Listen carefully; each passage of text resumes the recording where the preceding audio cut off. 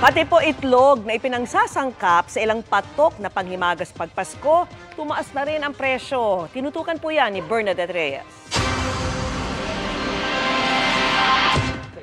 Leche flan, brownies at cakes. Ilan lang yan sa mga bidang panghimagas lalo tuwing holiday season.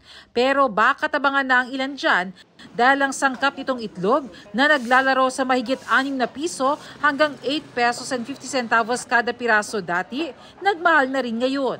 Sa pinakauling price monitoring ng Department of Agriculture, umaabot na sa 9 pesos and 50 centavos ang medium size na itlog sa ilang pamilihan sa Metro Manila. Kaya naman yung ibang mamimili, bumibili ng pinakamaliit o yung tinatawag nilang peewee size. Pero dito sa Trabaho Market sa Maynila, nagkakahalaga na ito ng mahigit 7 pesos kada piraso. Pagka December ho talaga nataas yan. Halos araw-araw. Kaya farm po ang kumikita, hindi mga katulad naming retailer.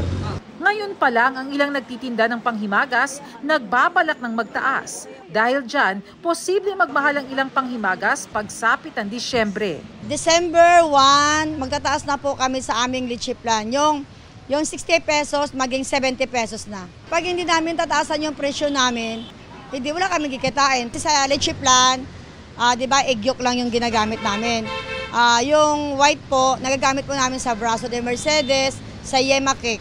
Ang mga egg producer, aminadong bahagyang nagtaas ng presyo dahil humina ang produksyon. Pero pagtataka nila, bakit ganun daw kalaki ang itinalo ng presyo ng mga retailer? 7 pesos ang average namin na sa farm, sa medium, 7.40 sa large. So pero sa market, ang presyo, sabi niyo, 9.50 sa medium, pagkatapos 11 to 12 pesos sa large. Ang laki naman ang diferensya. Parang sobra naman. Ayon kay Agriculture Undersecretary Deo Gracias Victor Savellano, panandalian lang ang pagtaas ng presyo ng itlog. Pinaparami na raw ng DA ang supply ng mais sa bansa na ginagamit sa mga patuka ng manok. Kaya pag naibaba na ang presyo ng patuka, dadami ang supply ng itlog at kapag nagkaroon ng oversupply, makakapag-export na ng itlog. Para sa GMA Integrated News, Bernadette Reyes, nakatutok 24 oras.